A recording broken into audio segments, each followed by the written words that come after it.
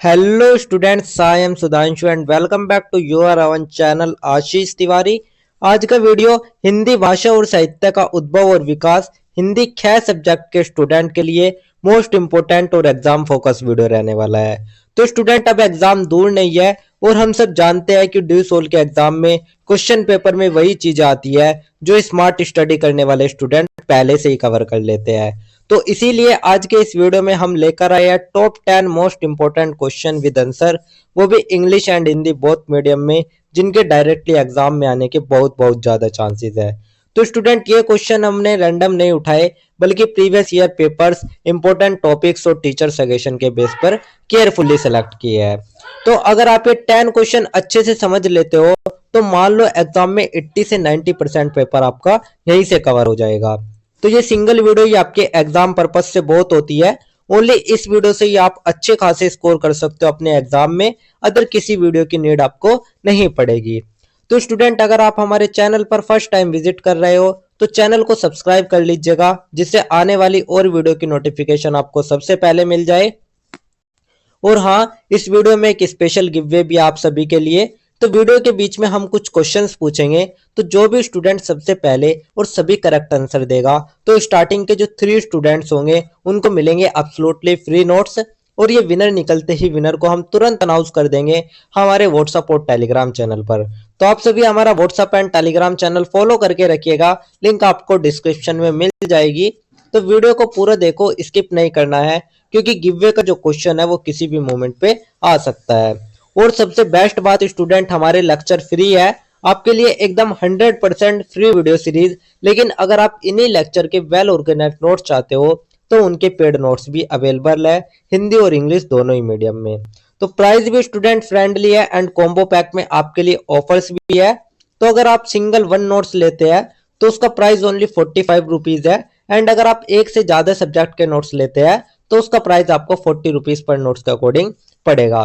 तो जिन स्टूडेंट के 6 सब्जेक्ट का थ्योरी एग्जाम होगा, अगर वो अपने ऑल सब्जेक्ट के नोट्स लेना चाहता है तो आपको 5 नोट्स ही लेने पड़ेंगे, 1 नोट्स आपको फ्री में मिलेगा। ऐसे ही जिन स्टूडेंट की 7 सब्जेक्ट का थ्योरी एग्जाम होता है और अगर वो अपने ऑल सब्जेक्ट का कॉम्बो लेना चाहते हैं तो उन स्टूडेंट को भी ओनली 6 सब्जेक्ट के नोट्स लेने होंगे, 1 नोट्स आपको भी फ्री मिलेगा। तो बस एक छोटा सा मैसेज करना आपको गिवन नंबर पर, जो कि डिस्क्रिप्शन में दिया गया है, I need notes, and notes आपको प्रोवाइड कर दिए जाएंगे। अदरवाइज अगर आपको नोट्स नहीं लेने हैं तो वीडियो लेक्चर भी आप देख सकते हो। तो स्टूडेंट चलो हम शुरू करते हैं हमारे बीकॉम प्रोग्राम के सेमेस्टर फर्स्ट और सेकंड का हिंदी भाषा और साहित्य का उद्भव और विकास, हिंदी ख, जो कि हमारा जेनरिक इलेक्टिव यानी कि हमारा जीई का सब्जेक्ट है। तो स्टूडेंट अगर किसी स्टूडेंट को इन्हीं सब्जेक्ट्स को डीपली पढ़ना होगा तो हमने इनकी चैप्टर वाइज वीडियो लेक्चर की प्लेलिस्ट भी बनाई हुई है, आप उनको भी जाकर देख सकते हो। तो रेडी, लेट्स बिगिन। तो चलिए हम शुरू करते हैं हमारे most important question with answer. तो स्टूडेंट मैं आपको सबसे पहले बता दूं, ये जो हमारे क्वेश्चन एंड आंसर रहने वाले हैं, तो ये हमारे टोटल 10 क्वेश्चन एंड आंसर रहने वाले हैं। तो ये जो 10 क्वेश्चन रहने वाले हैं स्टूडेंट, इसमें हमने एक क्वेश्चन को 2 टाइप से पूछा हुआ है, तो आपको कंफ्यूज बिल्कुल भी नहीं होना है। आपके एग्जाम में इस टाइप से या इस टाइप से या फिर इनसे रिलेटेड टॉपिक से कोई भी क्वेश्चन आता है तो आपको यही आंसर लिखना है, यही आंसर आपके दोनों क्वेश्चंस के लिए इनफ होगा। तो चलिए हम स्टार्ट कर लेते हैं सबसे पहले हमारे क्वेश्चन नंबर फर्स्ट से। तो हमारा क्वेश्चन नंबर जो फर्स्ट रहने वाला है वो रहने वाला है, हिंदी भाषा के विकास का ऐतिहासिक दृष्टिकोण से विवेचन कीजिए। साथ ही हमसे यहाँ पर अथवा करके पूछा गया हिंदी के उद्भव और विकास का वर्णन कीजिए। तो स्टूडेंट चलिए हम इस आंसर की शुरुआत सबसे पहले एक छोटी सी प्रस्तावना से कर लेते हैं। तो प्रस्तावना में हम देखेंगे हिंदी भाषा भारत की प्रमुख राष्ट्रीय भाषाओं में से एक है, इसका विकास एक दीर्घकालिक ऐतिहासिक प्रक्रिया का परिणाम है। तो स्टूडेंट जो हिंदी है वो भारत की प्रमुख भाषाओं में से एक है, लेकिन हिंदी किसी एक दिन में नहीं बनी और न ही ये किसी एक व्यक्ति की देन है।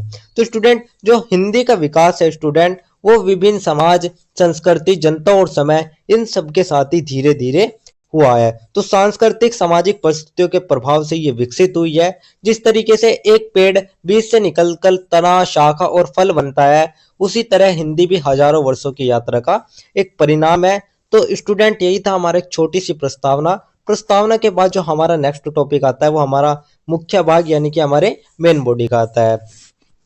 तो मुख्य भाग में हम सबसे पहले जो बात करते हैं वो करते हैं हिंदी का उद्भव को लेकर। तो अब कहानी शुरू करते हैं हम सबसे पहले। तो स्टूडेंट सबसे पहले क्या थी? सबसे पहले थी संस्कृत भाषा। तो हिंदी भाषा का जो उद्भव है वो संस्कृत भाषा से माना जाता है। तो संस्कृत राजाओं और विद्वानों और ग्रंथों की भाषा थी, लेकिन ये आम जनता की भाषा नहीं थी स्टूडेंट। तो स्टूडेंट फिर जनता ने अपनी सुविधा के अनुसार संस्कृत को सरल बनाया और तब जाके बनी हमारी संस्कृत से प्राकृत भाषा। तो प्राकृत भाषा जो थी वो बाजार, घर और गांव की भाषा बन गई। तो समय के साथ स्टूडेंट जो प्राकृत है वो भी बदलती चली गई और उससे जन्म हुआ फिर हमारी अपभ्रंश भाषा का।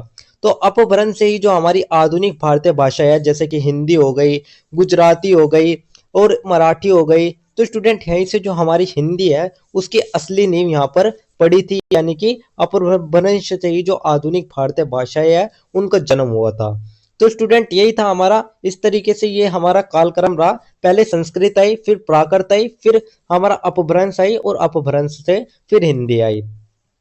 तो ये तो हमारा हिंदी का उद्भव हो गया। इसके बाद जो हमारा नेक्स्ट टॉपिक आता है वो हमारा था प्राचीन हिंदी का विकास। तो अब हम बात कर लेते हैं प्राचीन हिंदी के विकास के बारे में। तो अपभ्रंश के अंतिम चरण में हिंदी के प्रारंभिक रूप दिखाई देने लगे। तो स्टूडेंट जब अपभ्रंश का अंतिम दौर आया तो उसमें हमें हिंदी के जो प्रारंभिक रूप थे वे दिखने लगे थे। इस समय में जो भाषा थी वो सरल थी, आम जनता की बोली पर आधारित थी, यानी कि जनसाधारण पर आधारित थी। तो स्टूडेंट इस दौर में धार्मिक, नैतिक, उपदेशात्मक रचनाएं लिखी थी, जिनका उद्देश्य था कि जनता को सही मार्ग दिखाया जाए, न कि भाषा को कठिन बनाया जाए। तो स्टूडेंट यही था हमारा प्राचीन हिंदी का विकास। इसके बाद जो हमारा नेक्स्ट टॉपिक आता है वो हमारा आता है मध्यकालीन हिंदी का विकास को लेकर। तो अब आता है हमारा हिंदी का स्वर्ण युग। तो स्टूडेंट ये दौर है हमारा हिंदी के स्वर्ण युग का, जिसे हम भक्ति आंदोलन का भी कहते हैं। तो मध्यकाल में हिंदी का साहित्यिक विकास हुआ। तो स्टूडेंट इस काल में भक्ति आंदोलन का गहरा प्रभाव पड़ा। तो संत कवियों ने कहा कि ईश्वर तक पहुंचने के लिए कठिन भाषा नहीं, दिल से निकली भाषा चाहिए। तो स्टूडेंट इसीलिए कबीरदास, तुलसीदास, सूरदास, इन्होंने जन भाषा की रचनाएं लिखी। तो इस काल में अवधी, ब्रज भाषा, इन सभी का बहुत ही विशेष रूप पर विकास हुआ। तो रामचरितमानस, पद, दोहे, सबने हिंदी को घर घर की भाषा बना दिया था। तो ये था हमारा मध्यकालीन हिंदी का विकास। इसके बाद फोर्थ आया हमारा आधुनिक हिंदी का विकास। तो अब हम बात कर लेते हैं आधुनिक हिंदी के विकास के बारे में। तो अब आते हैं हम आधुनिक काल में। तो आधुनिक काल में खड़ी बोली हिंदी का विकास हुआ। तो स्टूडेंट यहाँ पर जो खड़ी बोली थी वहां पर हिंदी का विकास हुआ। तो गद्य साहित्य यहाँ पर बढ़ा, साथ ही पत्रकारिता, नाटक, उपन्यास, ये सभी लिखे गए, इन सभी का विकास हुआ। तो स्टूडेंट स्वतंत्रता आंदोलन के दौरान जो हमारी हिंदी थी वो हमारी राष्ट्रीय चेतना की आवाज बनी। तो हिंदी सिर्फ एक भाषा नहीं बल्कि वो हमारी सामाजिक, राजनीतिक और राष्ट्रीय चेतना का प्रभाव भी थी। तो एक आंदोलन के रूप में हमने हमारी हिंदी को देखा। तो यही थी हमारी आधुनिक हिंदी का विकास। इसके बाद जो हमारा नेक्स्ट टॉपिक आता है स्टूडेंट वो आता है हिंदी का मानकीकरण। तो अब हम बात कर लेते हैं हिंदी के मानकीकरण के साथ। तो समय के साथ जो जरूरत है वो बढ़ती गई, तो हिंदी को एक मानक रूप देने की जरूरत पड़ी। तो हिंदी को एक मानक रूप प्रदान किया गया। शिक्षा, प्रशासन और साहित्य में हिंदी का प्रयोग बढ़ा। तो इसीलिए स्टूडेंट जो व्याकरण है वो तय हुआ, शब्दकोश बने, शिक्षा और प्रशासन जो थी उसमें हिंदी आई। तो हिंदी को राष्ट्रभाषा का सम्मान भी मिला। तो जो हमारी राष्ट्रभाषा है वो हिंदी है। तो यही था हमारा हिंदी का मानकीकरण। इसके बाद जो हमारा नेक्स्ट टॉपिक आता है वो हमारा ओवरऑल पूरे आंसर का एक छोटा सा निष्कर्ष आता है। तो निष्कर्ष में हम कह सकते हैं कि हिंदी भाषा का उद्भव और विकास एक निरंतर ऐतिहासिक प्रक्रिया का परिणाम है। तो स्टूडेंट हिंदी भाषा एक निरंतर ऐतिहासिक प्रक्रिया है। तो पहले संस्कृत आई, उसके बाद प्राकृत आई, उसके बाद अपभ्रंश आई और तब जाके हमारी हिंदी आई। तो ये हमें बताती है कि हिंदी जो है वो हमेशा जनता के साथ साथ चली है और आज की जो हिंदी है वो साहित्य की भाषा है, संवाद की भाषा है और राष्ट्रीय पहचान यानी कि राष्ट्रीय चेतना को सशक्त करने की भाषा भी है। तो सबसे सुंदर बात यही है कि हिंदी आज भी विकसित हो रही है स्टूडेंट। इसका जो विकास है वो निरंतर जारी है और यह भारतीय संस्कृति की जीवंत पहचान भी बनी हुई है। तो यही था हमारा एक छोटा सा निष्कर्ष, जिसके साथ ही हमारा आंसर नंबर फर्स्ट भी कंप्लीट होता है। तो स्टूडेंट यही था हमारा आंसर नंबर फर्स्ट। इसके बाद जो हमारा नेक्स्ट क्वेश्चन आता है वो हमारा क्वेश्चन नंबर 2 आता है। तो अब हम बात कर लेते हैं हमारे क्वेश्चन नंबर 2 की। तो क्वेश्चन नंबर 2 में हमसे क्या पूछा गया है सबसे पहले उसको देख लेते हैं। तो क्वेश्चन नंबर 2 में हमसे पूछा गया है पहाड़ी हिंदी की बोलियों का परिचय दीजिए अथवा पूर्वी हिंदी की बोलियों का संक्षिप्त परिचय दीजिए। तो यहाँ पर हमें पहाड़ी और पूर्वी हिंदी के बारे में बात करनी है। तो चलिए इस आंसर की शुरुआत हम सबसे पहले एक छोटी सी प्रस्तावना से कर लेते हैं। तो प्रस्तावना में हम देखेंगे हिंदी भाषा अनेक बोलियों का समूह है। इन बोलियों ने हिंदी को समृद्ध और व्यापक बनाया। तो स्टूडेंट, हिंदी कोई एक भाषा नहीं बल्कि अनेक बोलियों का एक विशाल परिवार है। अलग अलग क्षेत्र में अलग अलग भौगोलिक परिस्थितियों के अनुसार अलग अलग संस्कृति के कारण हिंदी की जो बोलियां है वे विकसित हुई। तो इन्हीं में जो पहाड़ी हिंदी और पूर्वी हिंदी है उनका भी एक विशेष स्थान है और ये अपने आप में स्वतंत्र स्वरूप क्षेत्र और साहित्यिक परंपरा भी मानी जाती है। तो यही था हमारा एक छोटी सी प्रस्तावना। प्रस्तावना के बाद जो हमारा नेक्स्ट पार्ट आता है वो हमारा मेन बॉडी यानी कि हमारे मुख्य भाग का आता है। तो स्टूडेंट, मुख्य भाग में हम सबसे पहले जो बात करेंगे वो करेंगे पहाड़ी हिंदी की बोलियों को लेकर। तो सबसे पहले समझ लेते हैं कि पहाड़ी हिंदी है क्या, परिचय क्या है पहाड़ी हिंदी का।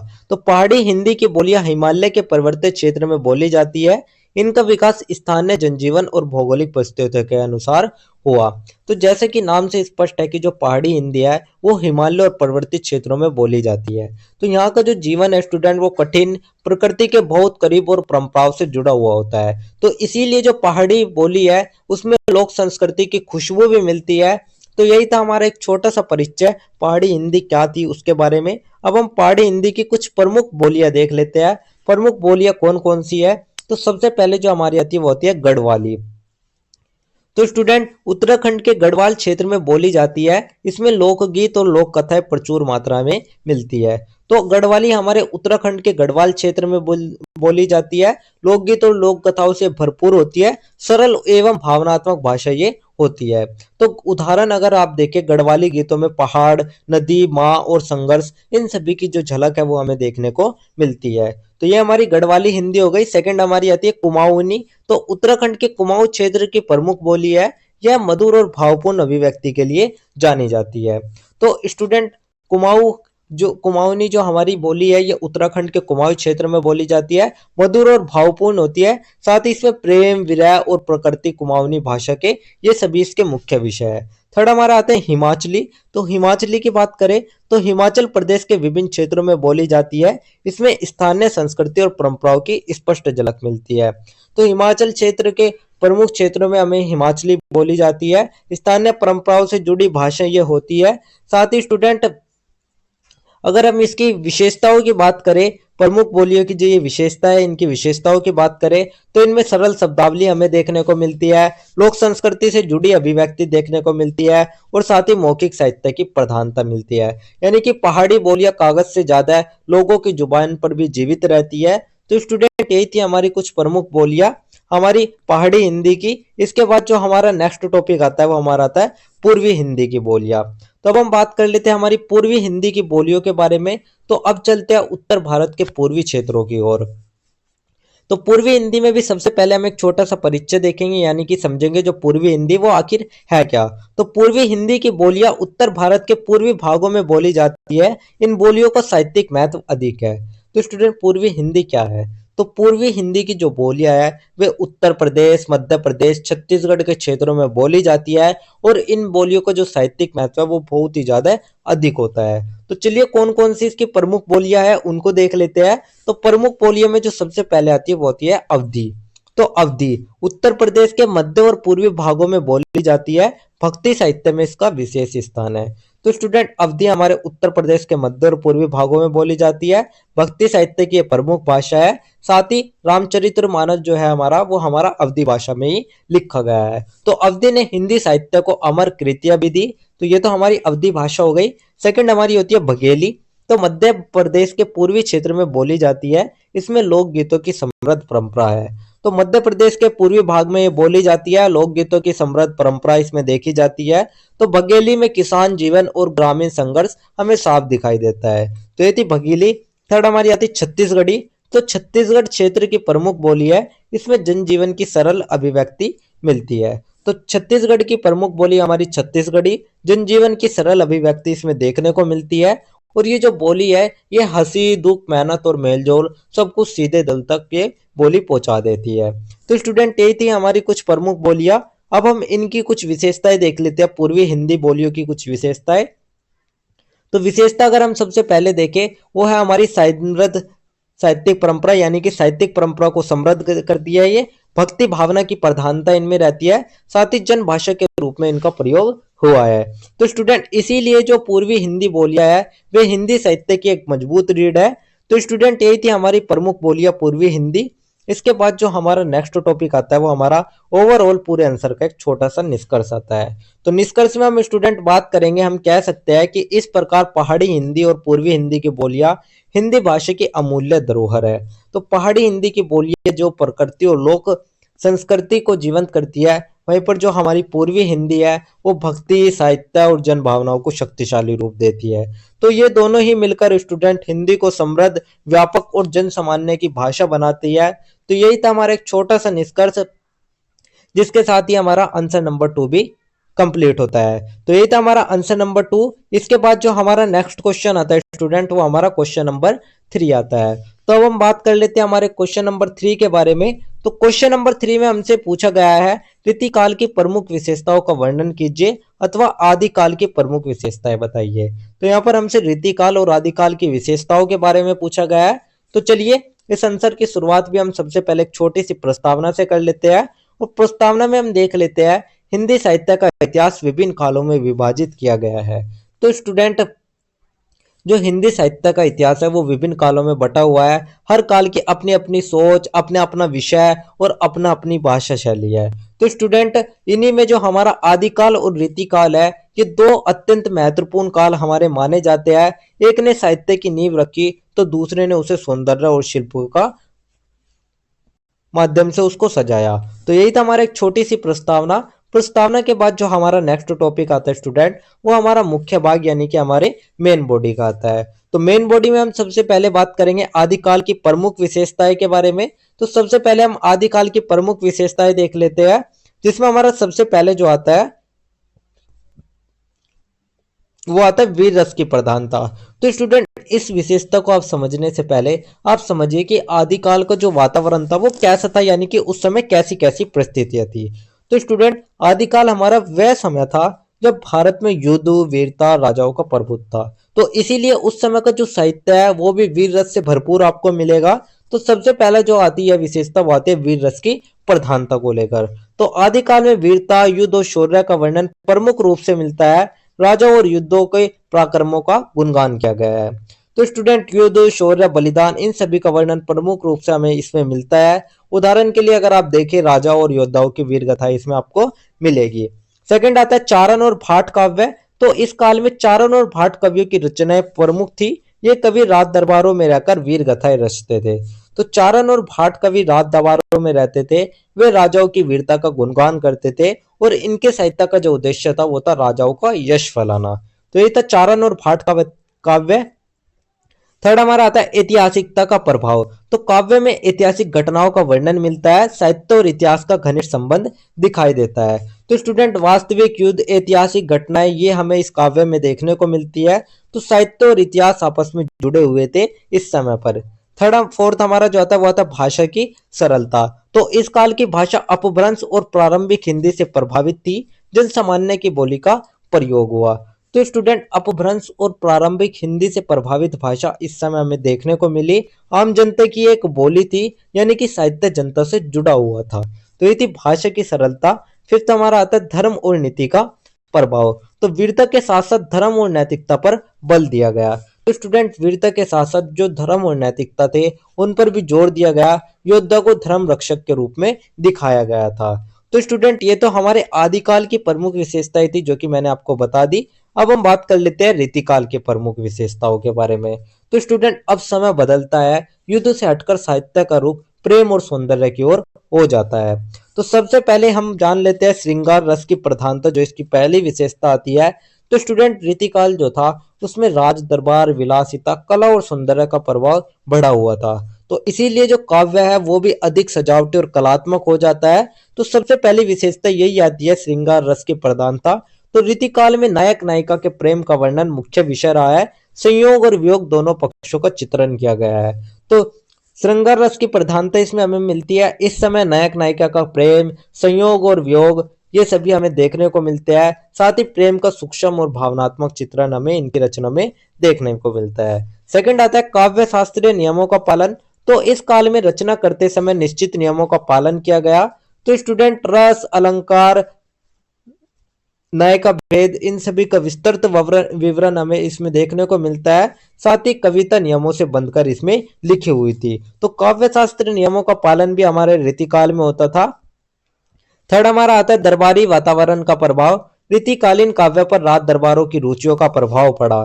तो स्टूडेंट कविता राजाओं के मनोरंजन का साधन बनी। विलासिता और श्रृंगार इसमें बढ़ने लगा था। तो दरबारी वातावरण का भी बहुत ज्यादा प्रभाव था इस समय। फोर्थ आता है भाषा की सजावट। तो भाषा में चमत्कार और अलंकारों की अधिकता दिखती है। ब्रज भाषा का विशेष प्रयोग हुआ। तो स्टूडेंट अलंकारों की अधिकता, चमत्कार शैली और ब्रज भाषा का विशेष प्रयोग हमारे इस समय पर होता था, हमारे रीतिकाल में। फिफ्थ जो हमारी विशेषता आती है वो आती है नारी सौंदर्य का वर्णन। तो नायिका के रूप, गुण और हाव भाव का सूक्ष्म चित्रण किया गया। तो स्टूडेंट जो हमारा रीतिकाल था इसमें नायिका के रूप, उसके गुण और भाव का सूक्ष्म चित्रण भी मिलने को देखता है। तो सौंदर्य को कला के रूप में भी इसमें प्रस्तुत किया गया था। तो स्टूडेंट यही था हमारा रीतिकाल की प्रमुख विशेषता। इसके बाद जो हमारा नेक्स्ट टॉपिक आता है वो हमारा ओवरऑल पूरे आंसर का एक छोटा सा निष्कर्ष, एक छोटा सा कंक्लूजन आता है। तो निष्कर्ष में हम कह सकते हैं कि आदिकाल और रीतिकाल दोनों ही हिंदी साहित्य के विकास में अत्यंत महत्वपूर्ण थे। तो जो आदिकाल था उसने हिंदी साहित्य को वीरता, शौर्य और ऐतिहासिक चेतना दी। लेकिन जो हमारा रीतिकाल था उसने साहित्य को सौंदर्य, शिल्प और श्रृंगार से समृद्ध किया। तो इन दोनों कालों के बिना जो हिंदी साहित्य का समग्र विकास है स्टूडेंट, वो समझना संभव नहीं है, वो असंभव है। तो ये था हमारा एक छोटा सा निष्कर्ष, जिसके साथ ही हमारा आंसर नंबर 3 भी कंप्लीट होता है। तो यही था हमारा आंसर नंबर 3 स्टूडेंट। इसके बाद जो हमारा नेक्स्ट क्वेश्चन आता है स्टूडेंट, वो हमारा क्वेश्चन नंबर 4 आता है। तो अब हम बात कर लेते हैं हमारे क्वेश्चन नंबर 4 के बारे में। तो क्वेश्चन नंबर 4 में हमसे क्या पूछा गया है उसको देख लेते हैं सबसे पहले। तो स्टूडेंट क्वेश्चन नंबर 4 में हमसे पूछा गया है कि तुलसी के काव्य में भावों की मार्मिक और गंभीर व्यंजना हुई है, केवट प्रसंग के आधार पर इस कथन की विवेचना कीजिए। यहीं पर हमसे अथवा करके पूछा गया है रामचरितमानस के केवट प्रसंग के भाव सौंदर्य का वर्णन कीजिए। तो चलिए स्टूडेंट, इस आंसर की जो शुरुआत है वो हम सबसे पहले एक छोटे से प्रस्तावना से कर लेते हैं। और प्रस्तावना में हम सबसे पहले देखेंगे कि हिंदी साहित्य में तुलसीदास का स्थान अत्यंत विशिष्ट है। उन्होंने अपने काव्य में न केवल धार्मिक और आध्यात्मिक विषयों का चित्रण किया, बल्कि मानवीय भावों और भावनाओं की गहरी व्यंजना भी इसमें इन्होंने की। तो स्टूडेंट आप कह सकते हैं जो हिंदी साहित्य में गोस्वामी तुलसीदास जी का स्थान है वो अत्यंत ही ऊंचा है। उनकी जो रचनाएं थी स्टूडेंट वो सिर्फ धार्मिक ही नहीं, मानवीय भावना और गहरी अभिव्यक्ति की थी। तो रामचरितमानस हमारा इसका ही एक उदाहरण है। तो उसका एक प्रसंग है, उसे हम कहते हैं केवट प्रसंग। तो केवट प्रसंग इसका सबसे सुंदर उदाहरण है, जहां पर हमें भक्ति, मित्रता, विनम्रता, आत्मसम्मान और मानवीय संवेदना सब एक साथ दिखाई देता है। तो स्टूडेंट यही था हमारा एक छोटी सी प्रस्तावना। प्रस्तावना के बाद जो हमारा नेक्स्ट टॉपिक आता है वो हमारा मेन बॉडी यानी कि हमारे मुख्य भाग का आता है। तो मुख्य भाग में हम सबसे पहले जो बात कर लेते हैं वो करते हैं केवट प्रसंग का संक्षिप्त परिचय। तो स्टूडेंट केवट प्रसंग गंगा नदी के किनारे का दृश्य प्रस्तुत करता है। तो गंगा कहानी जो है वो गंगा नदी के तट की है। भगवान राम वनवास के दौरान गंगा पार करना चाहते हैं। तो केवट नाविक नाम से अपने कर्तव्य और परम भक्ति के माध्यम से अनुरोध करता है, न कि वे नाव पार कराए। तो वहां मिलता है हमें एक जो जब स्टूडेंट जो भगवान राम थे वे वनवास के दौरान गंगा पार करना चाहते हैं, तो वहां मिलता है केवट। केवट का मतलब यहाँ पर नाविक से है। तो राम उससे नाव मांगते हैं, लेकिन जो केवट है वो तुरंत तैयार नहीं होता। तो यहीं से शुरू होती है हमारे भावों की असली कहानी को लेकर। तो प्रसंग में राम और केवट के संवाद के माध्यम से भक्ति और श्रद्धा की गहरी अभिव्यक्ति हमें मिली है। तो ये तो हमारा केवट प्रसंग का एक संक्षिप्त परिचय हो गया। इसके बाद जो हमारा नेक्स्ट टॉपिक आता है वो आता है भावों की मार्मिक व्यंजना को लेकर। तो इसमें हमारा जो सबसे पहले पॉइंट आता है स्टूडेंट वो हमारा आता है भक्ति और समर्पण का भाव। तो केवट अपने कर्तव्य को निभाते हुए राम के प्रति पूर्ण समर्पण और भक्ति दिखाता है। तो स्टूडेंट केवट कहता है मुझे आपके चरणों की महिमा पता है। तो वह जानता है कि प्रभु के चरण स्पर्श से पत्थर भी नारी बन गया। तो तो उसे डर है कि अगर राम के चरण रज उसकी नाव को लग गए तो नाव भी कुछ और न बन जाए। तो स्टूडेंट यह डर नहीं, गहरी श्रद्धा और विश्वास था। तो ये जो दिखाता है कि जो केवट का हृदय था वो भक्ति से भरा हुआ था, उसका जो भाव था वो आमजन और ईश्वर के संबंध के मार्मिक अभिव्यक्ति माना जाता है। तो ये था भक्ति और समर्पण का भाव। इसके बाद सेकंड जो हमारा आता है वो आता है श्रद्धा और विनम्रता। तो केवट की विनम्रता और ईश्वर में अटूट विश्वास प्रसंग में स्पष्ट रूप से दिखाई देता है। तो केवट राम से बहुत विनम्रता से बात करता है, वह न तो अहंकार दिखाता है और न ही डर। तो उसकी जो भाषा थी स्टूडेंट वो सरल, सच्ची और भावनात्मक है। और ये जो दृश्य है ये बताता है कि सच्ची भक्ति में डर नहीं बल्कि विश्वास होता है। तो ये जो भाव है ये पाठक के मन में गहरी संवेदना उत्पन्न करता है। इसके बाद जो हमारा थर्ड आता है वो आता है मानवीय संवेदनाओं का चित्रण। तो केवट के विचार और भावनाएं साधारण जीवन से जुड़ी होती है, लेकिन उनका धार्मिक और भावनात्मक महत्व अत्यधिक है। तो केवट कोई विद्वान नहीं, न कोई साधु, वह एक साधारण मजदूर है, लेकिन उसके जो विचार है वे इतने गहरे हैं कि भगवान भी मुस्कुरा देते हैं। तो तुलसीदास जी जो है वे यहाँ दिखाते हैं कि ईश्वर को पाने के लिए पद या ज्ञान नहीं बल्कि साफ दिन होना चाहिए। तो इससे काव्य में गंभीरता और मार्मिकता का जो सामंजस्य है वो भी बनता है। तो ये था हमारा मानवीय संवेदनाओं का चित्रण। तो स्टूडेंट यही थे हमारे भावों की मार्मिक व्यंजना। इसके बाद जो हमारा नेक्स्ट टॉपिक आता है वो हमारा भाव सौंदर्य का आता है। तो अब हम बात कर लेते हैं भाव सौंदर्य के बारे में। तो तुलसीदास ने शब्दों का चयन और छंद की सुंदरता के माध्यम से भाव को अत्यंत मार्मिक और प्रभावशाली रूप दिया है। तो तुलसीदास की स्टूडेंट जो भाषा थी वो सरल, मधुर और संवेदात्मक थी, यानी कि उनके जो शब्द थे वे कम थे लेकिन जो भाव थे वो बहुत ही गहरे थे। तो स्टूडेंट संवाद इतने ज्यादा जीवंत है कि जो पाठक है वो खुद को गंगा तट पर खड़ा हुआ महसूस करता है। तो संवाद की सरलता और भावपूर्ण प्रस्तुति प्रसंग को जीवंत बनाती है। तो पाठक को न केवल धार्मिक संदेश मिलता है इससे, बल्कि जो मानवीय भावनाओं का ज्ञान है उसका भी अनुभव उसको होता है। तो यही था हमारा भाव सौंदर्य है। इसके बाद जो हमारा नेक्स्ट टॉपिक आता है वो हमारा ओवरऑल पूरे आंसर का एक छोटा सा निष्कर्ष आता है। तो निष्कर्ष में हम देख लेते हैं कि केवट प्रसंग तुलसीदास के काव्यों में भावों की मार्मिक और गंभीर व्यंजना का उत्कृष्ट उदाहरण है। तो ये एक कथाएं नहीं है, ये एक सच्ची भक्ति, मानवीय संवेदना और श्रद्धा और आत्मसम्मान का एक सुंदर संगम है स्टूडेंट। तो तुलसीदास ने छोटे से प्रसंग में जो भक्ति है उसको जीवन का दर्शन बना दिया। इसीलिए जो केवट प्रसंग है उसका हिंदी साहित्य में अमर और मार्मिक प्रसंग इसको माना जाता है। तो यही था हमारा एक छोटा सा निष्कर्ष, जिसके साथ ही हमारा आंसर नंबर 4 भी कंप्लीट होता है। तो यही था हमारा आंसर नंबर 4। इसके बाद जो हमारा नेक्स्ट क्वेश्चन आता है स्टूडेंट वो हमारा क्वेश्चन नंबर 5 आता है। तो अब हम बात कर लेते हैं हमारे क्वेश्चन नंबर 5 के बारे में। तो क्वेश्चन नंबर 5 में हमसे क्या पूछा गया है सबसे पहले उसको देख लेते हैं। तो क्वेश्चन नंबर 5 में हमसे पूछा गया है कबीर के काव्य की प्रधान विशेषताएं बताइए अथवा कबीर के राम के स्वरूप पर प्रकाश डालिए। तो चलिए इस आंसर की शुरुआत हम सबसे पहले एक छोटी सी प्रस्तावना से कर लेते हैं। तो प्रस्तावना में स्टूडेंट हम देखेंगे कबीर हिंदी साहित्य के भक्ति काल के अद्वितीय संत और कवि है। तो भक्ति काल के जो संत कबीर है वे हिंदी साहित्य के सबसे निर्भीक और क्रांतिकारी कवि है। तो उनका जो काव्य था स्टूडेंट वो सिर्फ भक्ति का नहीं था, बल्कि वो था सामाजिक कुरीतियों और अंधविश्वासों को समाज को आईना दिखाने वाले सत्य के रूप में। तो स्टूडेंट जो कबीर थे उन्होंने पाखंड, आडंबर और धर्म तीनों पर ही सीधा प्रहार किया। तो स्टूडेंट उनके काव्य की जो विशेषता है वो उनकी भक्ति, सरलता और समाज की सुधार की दृष्टि मानी जाती है। तो यही तो हमारे एक छोटे सी प्रस्तावना। प्रस्तावना के बाद जो हमारा नेक्स्ट टॉपिक आता है वो हमारा मेन बॉडी यानी कि मुख्य भाग का आता है। तो मुख्य भाग में स्टूडेंट हम सबसे पहले जो बात करते हैं वो करते हैं कबीर काव्य की प्रधान विशेषताएं के बारे में। तो सबसे पहले हम कबीर के काव्य की प्रधान विशेषताएं देख लेते हैं, जिसमें हमारा जो सबसे पहला पॉइंट आता है स्टूडेंट वो आता है सारगर्भित और सरल भाषा का। तो कबीर का काव्य जन साधारण की भाषा में है, कठिन संस्कृत शब्दों का प्रयोग न्यूनतम है। तो कबीर की भाषा न शुद्ध संस्कृत है न पूरी फारसी, तो ये है सदो ककड़ी भाषा स्टूडेंट, जो कि सीधे जनता से जुड़ती है। तो उदाहरण अगर आप देखें कबीर जी का एक दोहा है, बुरा जो देखन मैं चला बुरा न मिलिया कोई। तो ये आपको स्पष्ट रूप से समझ में आ जाता है, न तो ये ज्यादा संस्कृत है और न ही ज्यादा फारसी। तो सारगर्भित और सरल भाषा उनकी थी। सेकंड आता है भक्ति और ईश्वर प्रेम। तो उनके काव्य का जो केंद्र था वो राम ईश्वर का प्रेम है। राम को वे सर्वव्यापक और निराकार रूप में मानते हैं। तो कबीर की जो भक्ति है वो मूर्ति या मंदिर से नहीं बल्कि अंतरात्मा से जुड़ी हुई है। उनके लिए जो राम है वही सत्य है और सत्य ही ईश्वर है। तो यही था भक्ति और ईश्वर प्रेम। थर्ड हमारा आता है सामाजिक और धार्मिक सुधार। तो जात पात, पाखंड और अंधविश्वास के विरोध में उन्होंने काव्य लिखा मानवता, समानता और नैतिक जीवन पर जोर दिया। तो कबीर ने जाति पाति पाखंड अंधविश्वास इन सब का खुलकर विरोध किया। उदाहरण अगर आप देखें, जाति न पूछो साधु की, पूछ लियो ज्ञान। तो इसी तरीके से जो उनका एक श्लोक है, तो उनका काव्य समाज सुधार का हथियार बन गया है।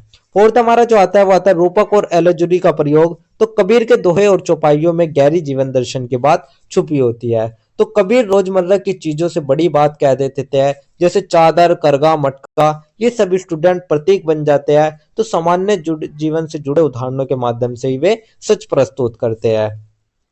तो ये था रूपक और एलिजोरी का प्रयोग। इसके बाद फिफ्थ हमारा जो आता है वो आता है समीकरण और विरोधाभास का प्रभाव। तो उनके काव्य में विरोधाभासी कथनों में से विचार करने पर मजबूर किया जाता है।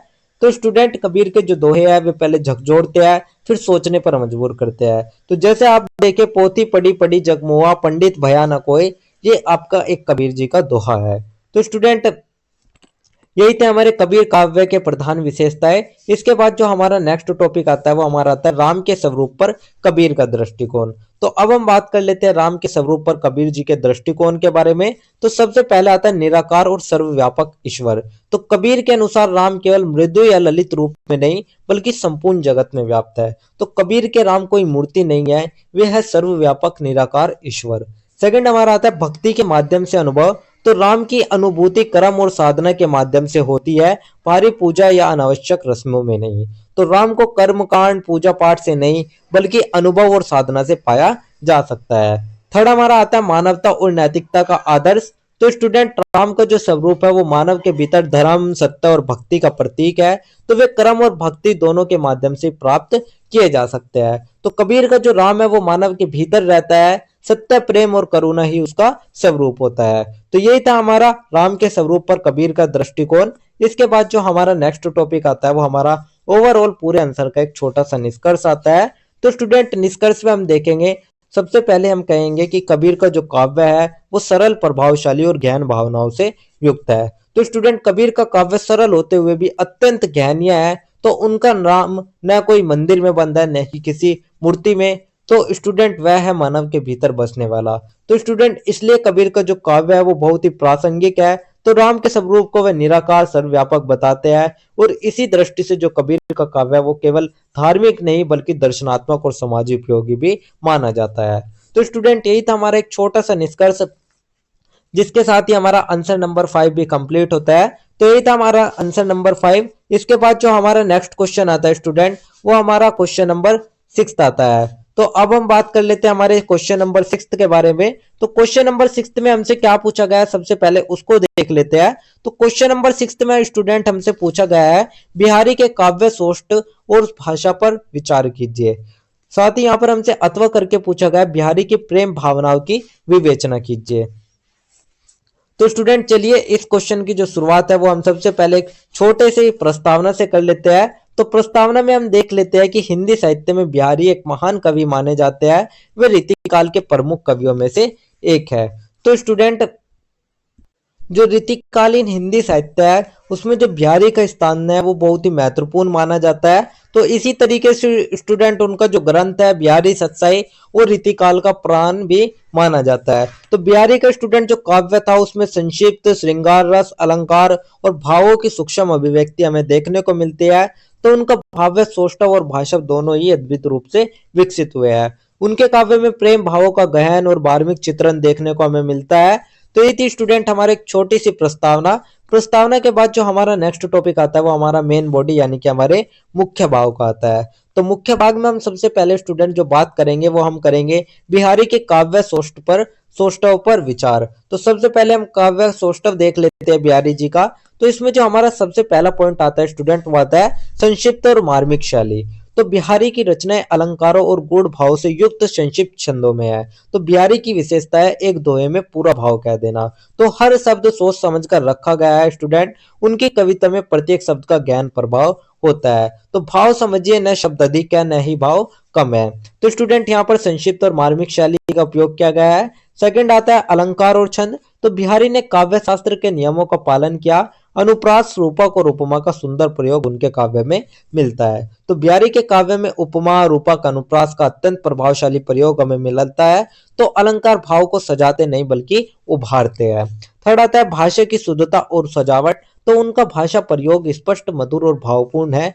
ब्रज भाषा में निपुणता उनके काव्य की विशेषता है। तो स्टूडेंट उनके जो दोहे थे उसमें लय, ताल, संगीतात्मकता पूर्ण रूप से मौजूद था। इसीलिए जो हमारे बिहारी जी के छंद है वे हमारे पढ़ते नहीं बल्कि गूंजे जाते हैं, यानी कि काव्य में सौंदर्य और लय भी उनके पाई गई है। तो स्टूडेंट यही थे बिहारी के काव्य सौष्ठव पर विचार।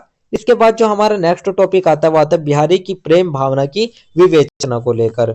तो स्टूडेंट अब हम बात कर लेते हैं बिहारी की प्रेम भावना की विवेचना को लेकर। तो सबसे पहले स्टूडेंट वो हमारा आता है श्रृंगार रस का प्रधान स्थान। तो बिहारी के काव्य में नायक नायिका के प्रेम का अत्यधिक चित्रण है। तो स्टूडेंट जो हमारा बिहारी का काव्य है वो हमारा मुख्यतः श्रृंगार रस पर आधारित है। यहाँ पर नायक नायिका, मिलन और विरह, दृष्टि, संकेत, मौन सब कुछ सूक्ष्म रूप में दिखाए गए हैं। तो प्रेम के विभिन्न पहलू जैसे कि सौम्यता, वियोग और मिलन, इन सभी का सूक्ष्म वर्णन हमें इसमें देखने को मिलता है। सेकंड आता है भाव की सूक्ष्म अभिव्यक्ति। तो स्टूडेंट जो छोटे छोटे दोहे या चौपाइयां है उनमें गहन भावों का प्रस्तुतिकरण भी होता है। तो प्रेम की पीड़ा और उल्लास दोनों ही इसका संतुलित चित्रण हमें देखने को मिलता है। तो एक तरीके से आप कह सकते हैं कि यह प्रेम है, न अधिक भावु है और न ही अश्लील। तो यह है संयमित, मर्यादित और कलात्मक प्रेम। तो स्टूडेंट यही था भावों की सूक्ष्म अभिव्यक्ति। सेकंड थर्ड हमारा आता है मानवीय अनुभव का प्रतिबिंब। तो बिहारी का प्रेम केवल रोमांटिक नहीं बल्कि मानवीय संवेदना और मानवीय वृत्तियों का प्रतीक है। तो बिहारी का प्रेम सिर्फ कल्पना नहीं है, मानव मन की सच्ची अनुभूति भी वो माना जाता है। तो ये थी बिहारी के प्रेम भावना की विवेचना। इसके बाद जो हमारा नेक्स्ट टॉपिक आता है वो हमारा ओवरऑल पूरे आंसर का एक छोटा सा निष्कर्ष आता है। तो निष्कर्ष में हम कह सकते हैं कि बिहारी का काव्य श्रृंगार रस और अलंकारों में समृद्ध है। तो स्टूडेंट शब्दों की कंजूसी नहीं है बल्कि भाव की संपूर्णता है। उनकी जो भाषा है वो सरल और मार्मिक है। साथ ही उनका जो काव्य स्टूडेंट वो भाषा की मधुरता और प्रेम भावना की गहराई उन्हें रीतिकाल का अद्वितीय जो हमारा एक तरीके से आप कह सकते हैं अद्वितीय कवि बनाती है। तो इसीलिए कहा जाता है कि गागर में सागा बढ़ना अगर किसी ने किया है तो वे हमारे बिहारी जी है। तो इसीलिए बिहारी का जो काव्य है वो कला और सौंदर्य का अद्भुत उदाहरण भी माना जाता है। तो स्टूडेंट यही था हमारा एक छोटा सा निष्कर्ष, जिसके साथ ही हमारा आंसर नंबर 6 भी कंप्लीट होता है। तो यही था हमारा आंसर नंबर 6। इसके बाद जो हमारा नेक्स्ट क्वेश्चन आता है स्टूडेंट वो हमारा क्वेश्चन नंबर 7 आता है। तो अब हम बात कर लेते हैं हमारे क्वेश्चन नंबर 7 की तरफ। तो क्वेश्चन नंबर 7 में हमसे पूछा गया है भूषण काव्य रीति में वीरता को ढालने वाली कवि है, इस कथन की समीक्षा कीजिए। अथवा भूषण ओज रस के कवि है, कथन की विवेचना कीजिए। चलिए स्टूडेंट इस आंसर की शुरुआत हम सबसे पहले एक छोटी सी प्रस्तावना से कर लेते हैं। तो सबसे पहले हम प्रस्तावना में देखेंगे कि हिंदी साहित्य में भूषण रीतिकाल के प्रमुख कवियों में गिने जाते हैं। तो रीतिकालीन हिंदी साहित्य में जहां अधिकतर कवि श्रृंगार रस में डूबे थे, वहीं पर जो हमारे भूषण थे स्टूडेंट वे कविता को लेकर आए वीरता, साहस और राष्ट्रबोध की तरफ। तो स्टूडेंट भूषण का जो काव्य है वो मनोरंजन नहीं बल्कि जागरण का माध्यम है। तो उनके काव्य का जो अध्ययन है वो रीतिकालीन साहित्य की विशेषताओं के समझने के लिए आवश्यक हो जाता है। तो ये थी हमारी एक छोटी सी प्रस्तावना। इसके बाद जो हमारा नेक्स्ट टॉपिक आता है वो हमारा मुख्य भाग यानी कि हमारे मेन बॉडी का आता है। तो मेन बॉडी में हम जब सबसे पहले बात करते हैं उसमें हम बात करेंगे भूषण का वीर रस प्रधान काव्य। तो सबसे पहले भूषण का वीर रस प्रधान काव्य देखेंगे, जिसमें हमारा जो फर्स्ट पॉइंट रहने वाला है वो रहने वाला है वीरता का उद्घोष। तो भूषण के काव्य में नायक की साहसिकता और पराक्रम प्रमुख विषय है। युद्ध, शौर्य और धर्म रक्षक के प्रसंग उनके काव्य में बार बार दिखाई देते हैं। तो भूषण के काव्य में युद्ध, पराक्रम, बलिदान इन सभी का जोश सिर्फ साफ दिखाई देता है। उनके जो नायक है वे डरते नहीं बल्कि लड़ना जानते हैं। तो ये था वीरता का उद्घोष। सेकंड हमारा आता है काव्य में ओजपूर्ण शैली। तो शब्दों का चयन, अलंकार और छंद सब वीर रस को प्रबल बनाने के लिए सटीक है। तो स्टूडेंट जो भूषण थे उन्होंने हमारे ऐसे शब्दों का प्रयोग किया, ऐसे अलंकार किए जो कि वीर रस को दर्शाते हैं। तो उनके छंदों में भावों की शक्ति और लय दोनों का ही अद्भुत संतुलन हमें देखने को मिलता है। थर्ड हमारा आता है ऐतिहासिक और पौराणिक घटनाओं का चित्रण। तो स्टूडेंट जो भूषण थे उन्होंने महाभारत, रामायण और इतिहास से प्रेरणा लेकर काव्य रचे। तो भूषण ने शिवाजी, छत्रसाल, वीर योद्धाओं इन सभी की वीरता का गुणगान किया। साथ ही जो कविता थी वो इतिहास से जुड़ जाती थी। तो इससे उनके काव्य में गंभीरता और उत्साह दोनों ही दृष्टिगोचर होते हैं। तो स्टूडेंट यही था हमारा भूषण का वीर रस प्रधान काव्य। इसके बाद जो हमारा नेक्स्ट टॉपिक आता है वो हमारा आता है भूषण और ओज रस को लेकर। तो सबसे पहले हम ओज रस का महत्व समझ लेते हैं। तो स्टूडेंट जो हमारा ओज रस है वो हमारा वीरता, साहस, दृढ़ संकल्प, इन सभी का एक रस है। तो भूषण की जो कविता है उसमें यह मुख्य रूप से हमें देखने को मिलता है। तो इस रस से भरपूर भूषण का काव्य हमें देखने को मिलता है। तो ये था ओज रस। सेकंड आता है काव्य सौष्ठव। तो स्टूडेंट अलंकार, अनुप्रास, यथार्थ चित्रण, इन सभी से जो ओज की अनुभूति है वो होती है। तो उनके काव्य में जो वीरता है वो तो है ही, साथ ही उसमें भावनात्मक अनुभव भी हमें देखने को मिलते हैं। तो ये था काव्य सौष्ठव। थर्ड आता है समग्र प्रभाव। तो स्टूडेंट जो हमारा भूषण था उसका जो काव्य था उसमें भाषा की तीव्रता तो थी, लेकिन स्टूडेंट उसमें पाठक में वीरता और प्रेरणा भी वो जगाता था। तो भाषा की जो ओजपूर्णता और भावों की जो गहराई है उससे जो काव्य का सौंदर्य है वो बहुत ही ज्यादा बढ़ जाता था। तो ये था भूषण और ओजरस। इसके बाद जो हमारा नेक्स्ट टॉपिक आता है स्टूडेंट वो हमारा ओवरऑल पूरे आंसर का एक छोटा सा निष्कर्ष आता है। तो अब हम बात कर लेते हैं हमारे ओवरऑल पूरे आंसर के एक छोटे से निष्कर्ष को लेकर। तो स्टूडेंट निष्कर्ष में हम देखेंगे कि इस प्रकार भूषण अपने काव्य में वीर रस और ओज रस के आदर्श कवि है। तो स्टूडेंट आप कह सकते हैं कि जो हमारे भूषण थे वे वीरता को ढालने वाले कवि है, वे और रस के श्रेष्ठ कवि है। तो उनकी कविता हमें डरना नहीं बल्कि हमें लड़ना सिखाती है। तो इसी प्रकार से आप कह सकते हैं जो रीतिकालीन काव्य था उसमें एक नई वीरता को जो ऊंचाई प्रदान करी वो हमारे भूषण जी ने दी थी। तो इसीलिए उन्हें वीरता और ओज के कवि के रूप में भी याद किया जाता है। तो यही था हमारा एक छोटा सा निष्कर्ष, जिसके साथ ही हमारा आंसर नंबर 7 भी कंप्लीट होता है। इसके बाद जो हमारा नेक्स्ट क्वेश्चन आता है स्टूडेंट वो हमारा क्वेश्चन नंबर 7 आता है। तो अब हम बात कर लेते हैं हमारे क्वेश्चन नंबर 7 की। तो क्वेश्चन नंबर 7 में हमसे पूछा गया है जयशंकर प्रसाद की राष्ट्र प्रेम भावना पर प्रकाश डालिए अथवा हरिवंश राय बच्चन की काव्यगत विशेषताओं की वर्चा कीजिए। तो स्टूडेंट यहाँ पर हमसे दो चीज पूछी गई है। फर्स्ट जयशंकर प्रसाद की राष्ट्र प्रेम भावना और सेकंड हरिवंश राय बच्चन की काव्यगत विशेषता। तो चलिए इस आंसर की शुरुआत हम सबसे पहले एक छोटी सी प्रस्तावना से कर लेते हैं। तो प्रस्तावना में हम देखेंगे हिंदी साहित्य में जयशंकर प्रसाद और हरिवंश राय बच्चन दोनों ही आधुनिक काल के प्रमुख कवि हैं।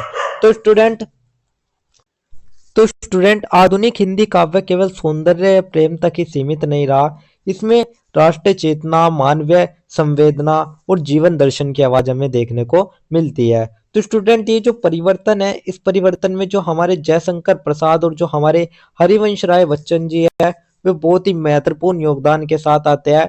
तो जयशंकर प्रसाद ने तो अपने काव्य में राष्ट्र चेतना और प्रेम को विषय बनाया, लेकिन जो हमारे हरिवंश राय बच्चन थे उन्होंने अपनी भाषा से काव्य को जनप्रिय बनाया। तो इसीलिए जो इनका योगदान है वो हिंदी साहित्य को समृद्ध और आधुनिकता की दिशा में ले गया। तो ये था हमारी एक छोटी सी प्रस्तावना। इसके बाद जो हमारा नेक्स्ट टॉपिक आता है स्टूडेंट वो हमारा मेन बॉडी यानी कि हमारे मुख्य भाग का आता है। तो मुख्य भाग में हम जो सबसे पहले बात करते हैं वो हम करते हैं जयशंकर प्रसाद और राष्ट्र प्रेम की भावना को लेकर। तो इसमें स्टूडेंट जो हमारा सबसे पहले पॉइंट आता है वो हमारा आता है राष्ट्र चेतना का काव्य में समावेश को लेकर। तो स्टूडेंट जो जयशंकर प्रसाद जी का जो काव्य था उसमें देशभक्ति और स्वतंत्रता की भावना प्रबल रूप से दिखाई देती है। तो उनके काव्य में जो देश था वो केवल एक भूमि नहीं बल्कि वो एक माँ के समान पवित्र था। तो उनकी जो रचनाएं थी वो पाठक के भीतर राष्ट्र गर्व जगाती थी। तो राष्ट्र गौरव और स्वाभिमान उन्होंने जगाया। इसके बाद सेकंड आता है काव्य में आदर्श और प्रेरणा को लेकर। तो स्टूडेंट उनके नाटकों और कविताओं में राष्ट्र हित को सर्वोपरि रखा गया है। तो प्रसाद के काव्य में स्वतंत्रता की आकांक्षा, गुलामी के प्रति असंतोष, स्वाभिमान की भावना ये सभी स्पष्ट रूप से दिखती है। उदाहरण के लिए अगर आप देखें उनकी जो रचनाएं जैसे कि कामायनी और पंचवटी, तो उसमें भी भारत की जो सांस्कृतिक गरिमा है और जो राष्ट्रीय गौरव है वो हमें देखने को मिलता है। इसके बाद जो हमारा थर्ड आता है स्टूडेंट वो हमारा आता है साहित्य और सामाजिक चेतना का संगम। तो स्टूडेंट जो हमारा राष्ट्रीय प्रेम था वो केवल एक भावनात्मक ही नहीं था बल्कि वो एक कर्तव्य और एक नैतिक रूप से भी बहुत महत्वपूर्ण था। तो काव्य में लोक जीवन और राष्ट्रीय स्मृति का जो सम्मेलन है वो भी स्टूडेंट हमें देखने को मिलता है। तो ये था जयशंकर प्रसाद और राष्ट्रीय प्रेम भावना। इसके बाद जो हमारा नेक्स्ट टॉपिक आता है वो हमारा आता है हरिवंश राय बच्चन की काव्यगत विशेषताओं को लेकर। तो अब हम बात कर लेते हैं हरिवंश राय बच्चन जी की काव्यगत विशेषताओं को। तो सबसे पहली जो विशेषता आती है वो आती है सरल और प्रभावी भाषा, यानी कि स्टूडेंट हरिवंश बच्चन का काव्य है जन सुलभ और सहज था। तो बच्चन की जो कविता थी वो कठिन शब्दों से नहीं सीधे दिल से बात करती थी। तो यही कारण है कि जो उनकी हर वर्ग है वो हर वर्ग तक पहुंचा, उनकी जो कविता है वो हर वर्ग तक पहुंची। तो उनमें जो शब्द चयन है उसमें प्राकृतिक प्रभाव भावनाता पूर्ण प्रमुख थी। सेकंड हमारा आता है भाव प्रधान रचना को लेकर। तो स्टूडेंट उनके काव्य में प्रेम, उत्साह और जीवन की विभिन्न अनुभूतियों का समावेश है। तो सब कुछ ईमानदारी से मौजूद है। जैसे कि आप मधुशिला देखें तो उसमें जीवन और समय का सूक्ष्म दर्शन भी हमें देखने को मिलता है। इसके बाद थर्ड हमारा आता है छंद और लय की शैली। तो उनकी जो कविता थी स्टूडेंट वो पढ़ी नहीं बल्कि गुनगुनाई जाती थी, क्योंकि उनकी कविता में लय, ताल और संगीतात्मक प्रभाव डालती थी। तो उनके जो छंद थे वो बहुत ही छोटे और प्रभावशाली होते थे, जिससे कि जो भावों का प्रत्यक्ष अनुभव है वो होता था। इसके बाद फोर्थ आता है आधुनिक दृष्टिकोण और संवेदनशीलता को लेकर। तो जीवन, मृत्यु, प्रेम सब कुछ पर उनका जो विचार था वो बहुत ही स्पष्ट और संवेदनशील माना जाता है। तो ये थी हरिवंश राय बच्चन की काव्यगत विशेषता। इसके बाद जो हमारा नेक्स्ट टॉपिक आता है वो हमारा ओवरऑल पूरे आंसर का एक छोटा सा निष्कर्ष आता है। तो निष्कर्ष में स्टूडेंट हम यही कह सकते हैं कि जो हमारे जयशंकर प्रसाद थे उन्होंने हिंदी काव्य को राष्ट्र प्रेम और चेतना को जगाया, लेकिन जो हमारे हरिवंश राय बच्चन थे उनकी कविता ने जनजीवन और सच्ची आवाज को दर्शाया। तो दोनों ही जो कवि थे स्टूडेंट वे अलग अलग रास्तों से हिंदी साहित्य को आधुनिक ऊंचाइयों तक पहुंचा रहे थे। तो उनकी वजह से ही जो आधुनिक साहित्य है वो समृद्ध हुआ और पाठक के हृदय में उन्होंने गहन प्रभाव छोड़ा। तो ये था हमारा एक छोटा सा निष्कर्ष, जिसके साथ ही हमारा आंसर नंबर 8 भी कंप्लीट होता है। तो ये था हमारा आंसर नंबर 8। इसके बाद जो हमारा नेक्स्ट क्वेश्चन आता है वो हमारा क्वेश्चन नंबर 9 आता है। तो अब हम बात कर लेते हैं हमारे क्वेश्चन नंबर 9 के बारे में। तो क्वेश्चन नंबर 9 में स्टूडेंट हमसे पूछा गया है, अरुण यह मधुमेह देश हमारा गीत के माध्यम से कवि क्या संदेश देना चाहता है, स्पष्ट कीजिए अथवा अग्निपथ कविता का मूल भाव समझाइए। तो चलिए इस आंसर की शुरुआत हम सबसे पहले एक छोटी सी प्रस्तावना से कर लेते हैं।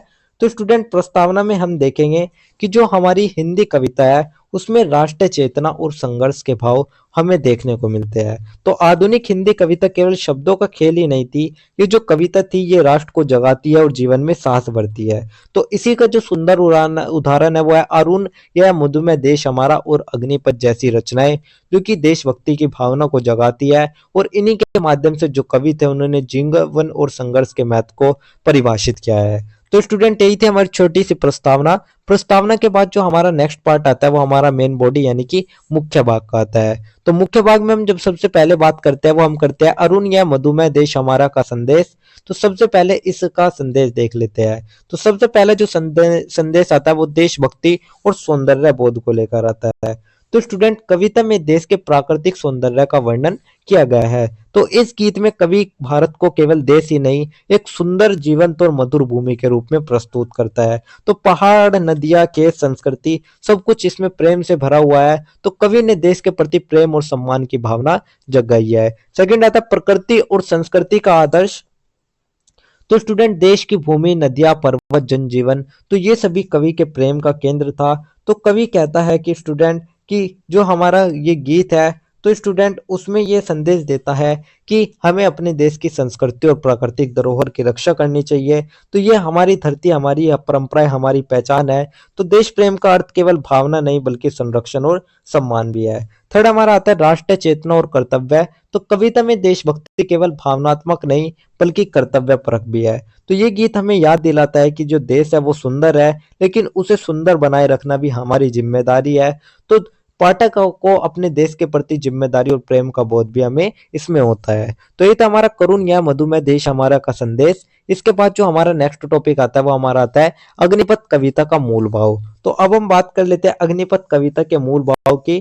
तो स्टूडेंट सबसे पहले इसमें जो आता है वह साहस और धैर्य आता है। तो अग्निपथ हमें कठिनाइयों और संघर्षों का सामना करने की प्रेरणा देता है। तो अग्निपथ का रास्ता है, अर्थ है, आप एक तरीके से कह सकते हैं अग्निपथ का जो अर्थ है वो है आग से भरा रास्ता। तो कवि कहता है कि जीवन आसान नहीं है, यह संघर्ष से भरा हुआ है। तो कविता कहती है कि रुको मत, थको मत, हार मत मानो, गिरो उठो और फिर चलो। तो जीवन में आने वाली कठिनाइयों से न डरने और उन्हें पार करने का संदेश इसमें दिया गया है। सेकंड हमारा आता है संघर्ष और सफलता का समन्वय। तो कविता ये बताती है कि सफलता कठिनाइयों के माध्यम से मिलती है, संघर्ष जीवन का अनिवार्य हिस्सा है। तो सफलता सीधे नहीं मिलती, कठिनाइयां इंसान को मजबूत बनाती है और अग्निपथ हमें यही सिखाती है। थर्ड आता है जीवन के आदर्श। तो स्टूडेंट पाठक में उत्साह, आत्मविश्वास और धैर्य की भावना उत्पन्न होती है। तो कवि भाग्य पर नहीं, कर्म और आत्मविश्वास पर विश्वास करता है। जो कि व्यक्ति को अपने लक्ष्य पर अडिग रहता है वही सफल होता है। तो हमें लक्ष्य की प्राप्ति के लिए दृढ़ता और परिश्रम का महत्व ये कविता हमें समझाती है। तो स्टूडेंट यही था हमारा अग्निपथ कविता का मूल भाव। इसके बाद जो हमारा नेक्स्ट टॉपिक आता है वो हमारा ओवरऑल पूरे आंसर का एक छोटा सा निष्कर्ष आता है। तो निष्कर्ष में हम कह सकते हैं कि जो ये हमारी दोनों कविता है ये देशभक्ति, साहस और संघर्ष का प्रतीक है। तो ये जो पहली कविता है अरुण या मधुमेह देश हमारा, ये हमारे देश से प्रेम और राष्ट्र कर्तव्य सिखाती है। लेकिन जो दूसरी कविता अग्निपथ, ये हमें जीवन में संघर्ष, निरंतर और साहस बढ़ाने की प्रेरणा देती है। तो जो दोनों ही कविता स्टूडेंट है ये एक संदेश देती है, देश के लिए जियो और जीवन में कभी हार मत मानो। तो ये कवियों ने पाठक को साहस, कर्तव्य और प्रेरणा की भावना प्रदान करी है। तो यही था हमारा एक छोटा सा निष्कर्ष जिसके साथ ही हमारा आंसर नंबर 9 भी कंप्लीट होता है। तो यही था हमारा आंसर नंबर 9। इसके बाद जो हमारा नेक्स्ट क्वेश्चन आता है स्टूडेंट वो हमारा क्वेश्चन नंबर 10 आता है। तो अब हम बात कर लेते हैं हमारे क्वेश्चन नंबर 10 के बारे में। तो क्वेश्चन नंबर 10 में हमसे क्या पूछा गया उसको देख लेते हैं। क्वेश्चन नंबर 10 में हमसे पूछा गया सप्रसंग व्याख्या कीजिए। तो स्टूडेंट ये क्वेश्चन आपका डेफिनेटली आता ही आता है, तो आपको इसको छोड़ना नहीं है। इसमें मैं आपको केवल एक फॉर्मेट बताऊंगा, तो आपको फॉर्मेट को समझना है। बाकी ये जो आपका ये सप्रसंग है, ये जो पैराग्राफ है, ये तो चेंज होते रहते हैं, लेकिन अगर आप फॉर्मेट समझ लेते हो तो आप आंसर करेक्ट लिखोगे।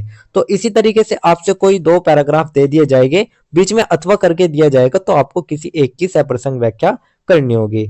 तो चलिए मैं आपको फॉर्मेट बता देता हूं।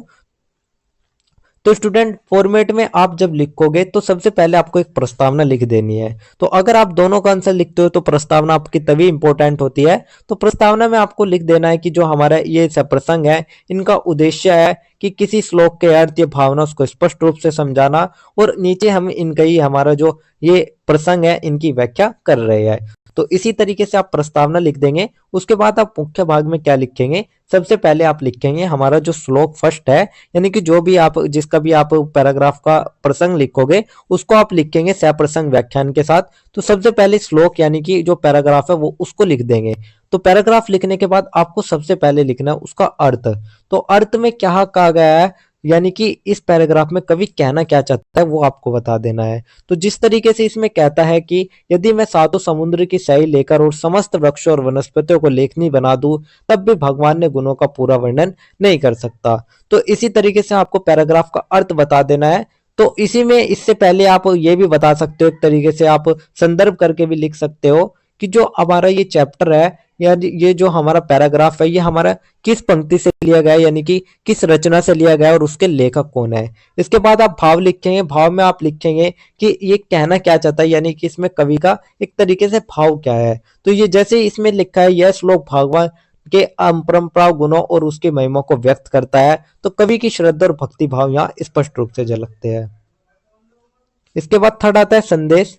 तो संदेश में आप लिखोगे कि जो हमारे पैराग्राफ है ये क्या कहना चाहता है, क्या संदेश है। जैसे कि इसमें लिखा है मानव प्रयास सीमित है लेकिन भक्ति और श्रद्धा अनंत है। तो इसी तरीके से आपको लिखना है। तो स्टूडेंट आपको इसी तरीके से लिखना है। तो सेकंड भी मैंने आपको बता दिया कि पहले आपको श्लोक ही लिखना, श्लोक के बाद आप अर्थ लिखोगे, अर्थ के बाद आप भाव लिखेंगे, उसके बाद आप संदेश लिखोगे। तो इतना सब लिखने के बाद आपको एक छोटा सा निष्कर्ष भी लिख देना है, और निष्कर्ष में आपको बता देना है कि ये संदेश क्या देना चाहते हैं। तो जिस तरीके से इसमें लिखा है कि दोनों श्लोक में भक्ति, श्रद्धा और ईश्वर की महिमा है, तो इसी तरीके से स्टूडेंट आपको भी लिख देना है कि श्लोक फर्स्ट में हमारे भगवान के अपरंपरा गुणों का बोध है, लेकिन जो हमारा श्लोक 2 है उसमें भक्ति और संपर्क के माध्यम से जीवन में मार्गदर्शन है। तो स्टूडेंट काव्यांश हिंदी साहित्य में भाव, सौंदर्य और धार्मिक अनुभूति के उत्कृष्ट उदाहरण भी माने जाते हैं। तो स्टूडेंट यही था हमारा एक छोटा सा निष्कर्ष, जिसके साथ ही हमारा जो आंसर नंबर 10 है वो भी हमारा कंप्लीट होता है। तो स्टूडेंट यही था हमारा आंसर नंबर 10। तो जिसके साथ ही हमारे जो 10 क्वेश्चन आंसर है ये भी समझ खत्म होते हैं। तो स्टूडेंट ये थे हमारे हिंदी भाषा और साहित्य का उद्भव और विकास, हिंदी खैर सब्जेक्ट के top 10 most important question with answer जो कि डायरेक्टली एग्जाम में आने वाले हैं। मुझे उम्मीद है कि आपने इसे ध्यान से समझा होगा और अपनी एग्जाम प्रिपरेशन स्ट्रॉन्ग कर ली होगी। तो स्टूडेंट याद रखो हमारे लेक्चर फ्री है, लेकिन अगर आप चाहते हो वेल ऑर्गेनाइज नोट्स जो कि एग्जाम के लिए एकदम परफेक्ट है, तो बस गिवन नंबर पर मैसेज करो और अपने नोट्स सिक्योर करो। और हाँ, हर वीडियो में होता है एक स्पेशल गिव वे, तो वीडियो के बीच में पूछे गए क्वेश्चंस के लिए रेडी रहो और 3 लकी विनर्स बन सकते हो आप फ्री नोट्स के। तो अगर आपको वीडियो पसंद आई हो तो लाइक शेयर और सब्सक्राइब करना ना भूले एंड हमारा व्हाट्सएप चैनल और टेलीग्राम चैनल को फॉलो कर लीजिएगा ताकि आपको मिलते रहे एग्जाम फोकस अपडेट्स और डी सोल के सारे important lecture and give away winners. Till then stay focus, study smart और crush your exam. All the best, see you in the next video.